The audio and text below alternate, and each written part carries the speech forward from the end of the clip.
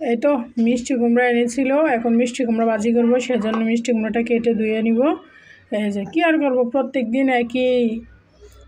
দিন রান্না তো করতেই হবে, না করলে তো খাওয়া যাবে না, সেজন্য যত কষ্টই হোক রান্না করতেই হবে।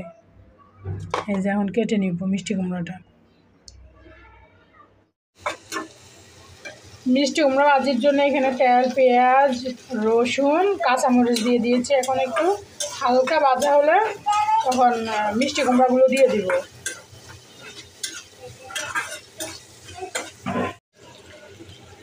এই তো পেঁয়াজ রসুনগুলো একটু ভাজা ভাজা হয়েছে, এখন মিষ্টি কুমড়া দিয়ে দেবে। এই যে মিষ্টি কুমড়াগুলো এখন দিয়ে